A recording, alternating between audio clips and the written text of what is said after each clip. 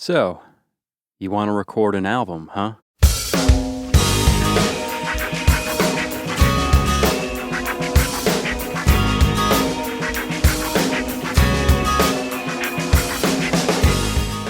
Hey everybody, this is Mike Garrigan from Two Egrets Media and Recording.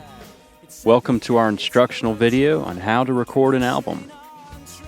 I've made 11 albums as a recording artist and another 20 or so as a producer, engineer, or mixer.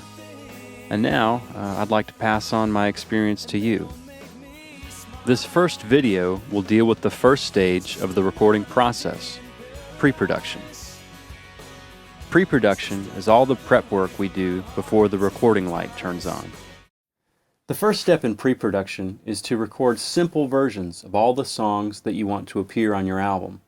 In this stage, the simpler the better. This is just to give the producer an idea of what the material is like. For this stage, I like to use anything from a digital recorder, a note-taking app on a smartphone, or a one microphone approach. And again, this just captures the essence of the songs. Another option is to record some of your shows. Either way, what we're doing in the first step is just seeing what we have. The next step is to select the songs you want to record. It's usually a good idea to choose songs that complement each other in terms of key, tempo, and general vibe. The next step in pre-production is to set the tempos for each of your songs. It's important here to make sure that you can sing the words to each of your songs comfortably and intelligibly. And also, you want to make sure that the songs don't drag. So, a little give and take. Can't be too fast, can't be too slow. There's always a right tempo.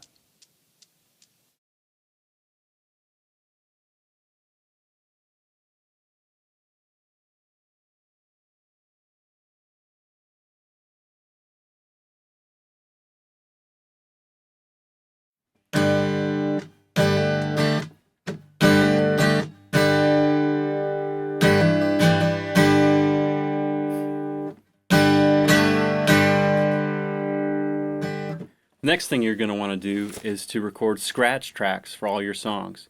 And this usually consists of vocal and main instrument, which in my case, if I'm recording a record, it's acoustic guitar. But if you're a piano player, it would be a piano. If you're a bass player, it would be a bass. Whatever the main instrument is that can accompany the song and provide a good frame of reference for where things are going. The next step is to chart arrangements for your songs. Personally, I find this to be a time-saving step. A lot of artists I've worked with do like to leave some room for experimentation while recording. Charting your songs is not necessary, but it does provide some cool perspectives and different arrangement possibilities. The next step in pre-production is to take a break and listen to the work you've done. I like to get outside and listen to the songs on a MP3 player and listen to what I've done, listen to the tempos, the arrangements, and come up with some ideas that might be good for later on in the album.